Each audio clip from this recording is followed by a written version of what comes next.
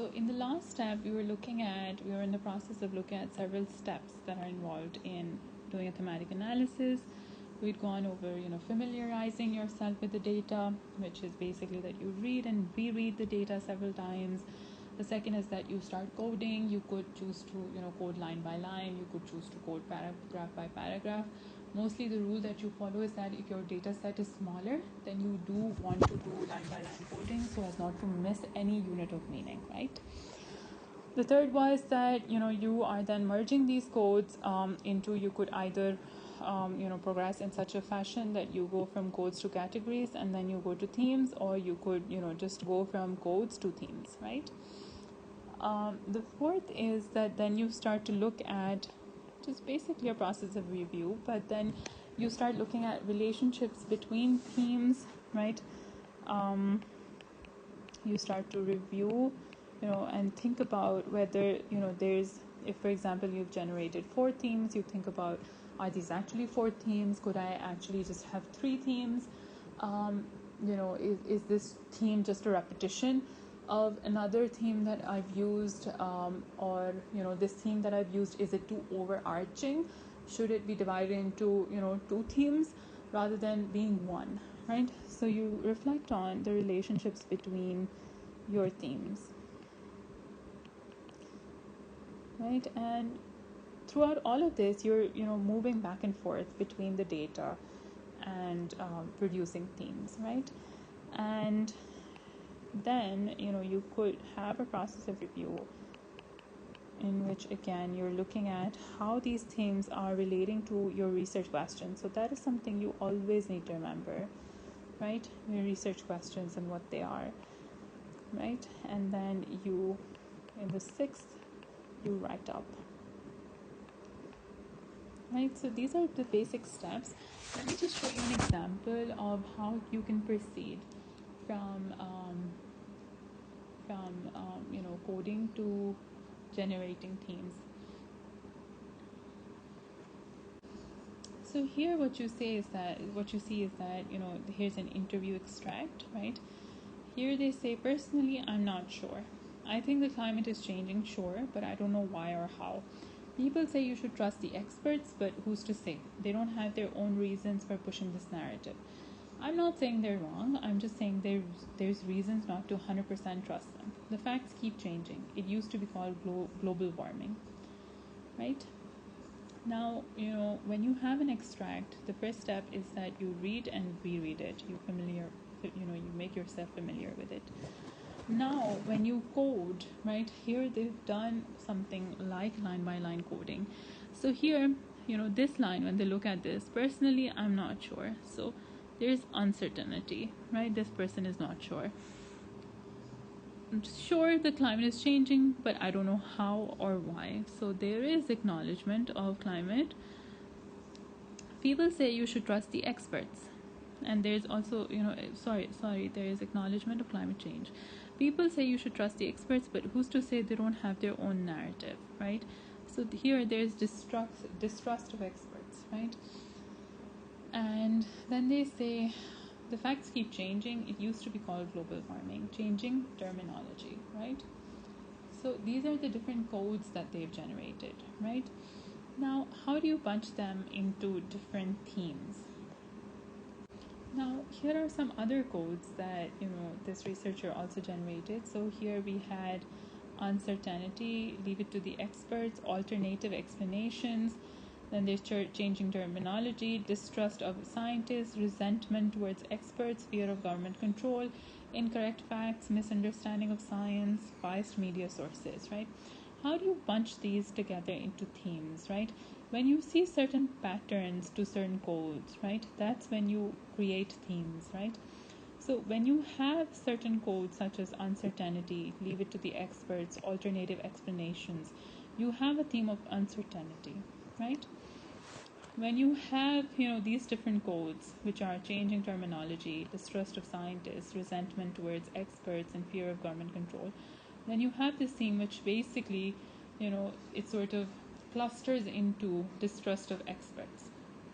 And then when you have incorrect facts, biased media sources, misunderstanding of science, Then you have the code of theme, the theme of misinformation. So these codes, they could have been generated from different, parts of the data set, but they've been put together to show you that they go together. So the uncertainty, leave it to the experts, and alternative explanations seem to go together to form the theme of uncertainty, right? So this is how you proceed from having themes to having codes to going on to build themes, right? The book also provides an example of what a theme is, and an extract. Perhaps we can look at that and try to do some line-by-line coding of that, and then try to create some themes of that. So let's look at that extract.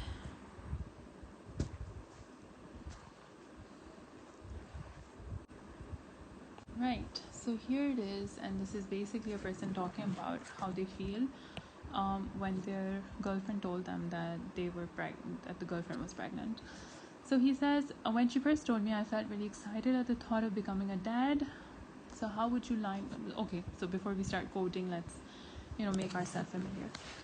Right, so when she first told me, I felt really excited at the thought of becoming a dad. I'm not really sure what to think. After all, I have only just turned 25 and had not thought of myself as a family man yet.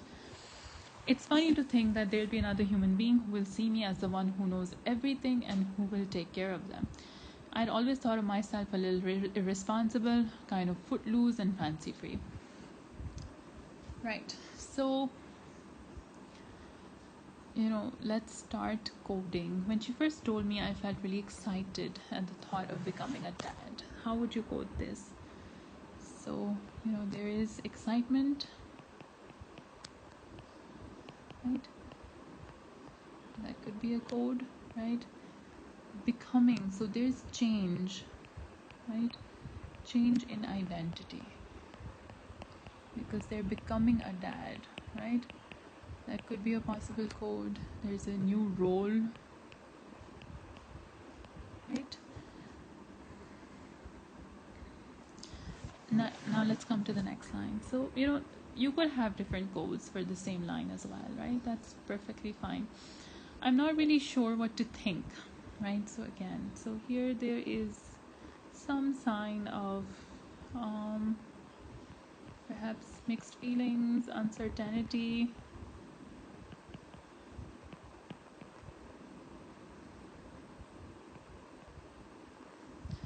After all, I have only just turned 25 and had not thought of myself as a family man yet, right? So perhaps, a code here could be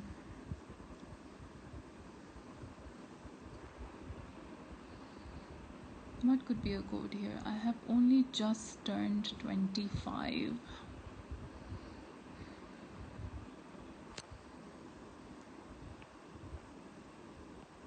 And had not thought of myself as a family man yet.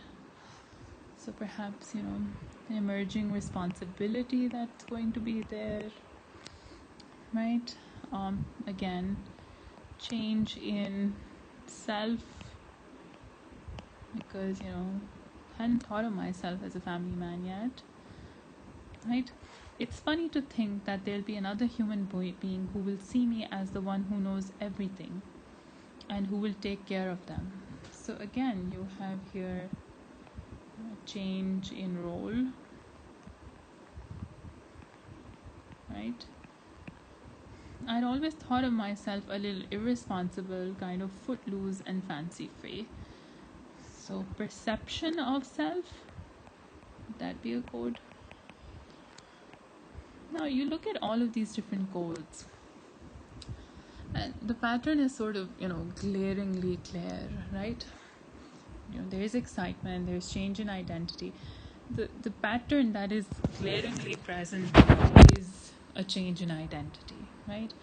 So, when you try to create a theme out of this, that would invariably be, something like, who am I? Or, sorry for that. Or, change in identity, right? because that is something that's glaringly present. It's a pattern. Now, I hope that this helps you see what we mean by patterns of meaning versus units of meaning. So excitement here is a unit of meaning, whereas who am I, or a change in identity, is more of a pattern of meaning that runs through the whole paragraph. One thing to mention here though about themes is that it's not necessary that the theme is the most prevalent thing in your data. It could simply be something that really speaks to your research question, that sums up the research question in a perfect manner. It's not necessary that a person talks about something again and again for that to be constituted as a theme. That is something that you should remember. Right, so yes, this is about it for thematic analysis. I hope that this helps you understand the method. I've talked about how it's not important for thematic analysis. Thematic analysis in itself is not wedded to any sort of epistemological assumptions. Thereby, the 3 questions that we seek to answer now, which we will do after every method, right, have more to do with the research question, that the researcher, the assumptions that are built into the research questions that the researcher brings to the research rather than the method. So when we have this question which says, what sort of knowledge does thematic analysis aim to produce?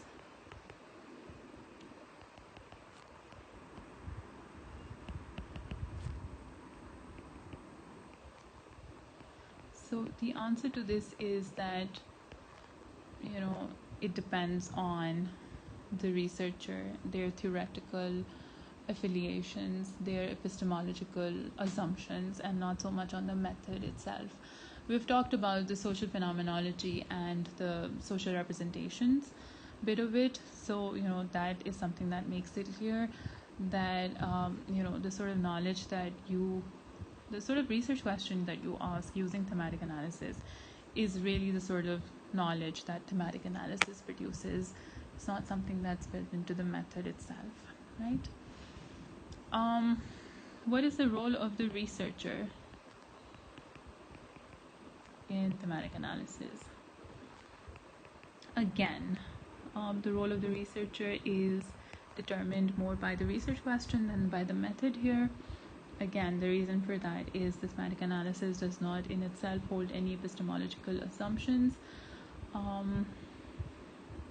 Even the theoretical status, right? A theoretical status, right, of what a theme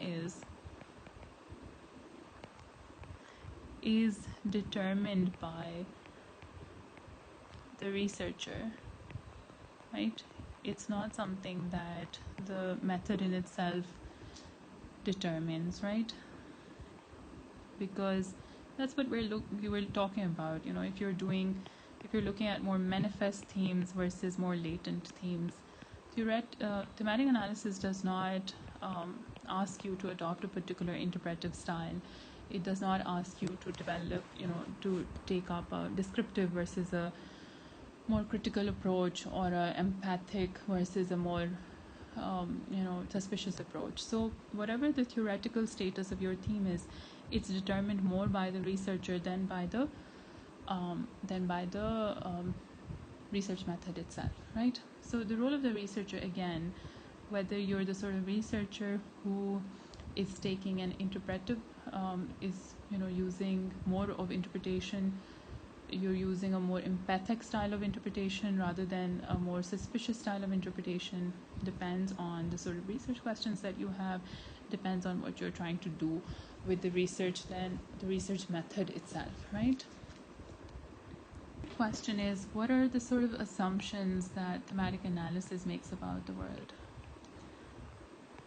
The answer to that, again, is that because ontological assumptions are always tied to epistemological assumptions, right? So the assumptions about the world are dependent on your epistemological assumptions, right? So again, the answer to this is depends on what the assumptions of the researcher and their research rather than the assumptions behind the research method here. For this method alone, this is true, because this method is a method which does not assume any it does not assume any kind of epistemology to begin with, right? So yes, this is about it for thematic analysis. I hope that you enjoyed this and that you understood this, right?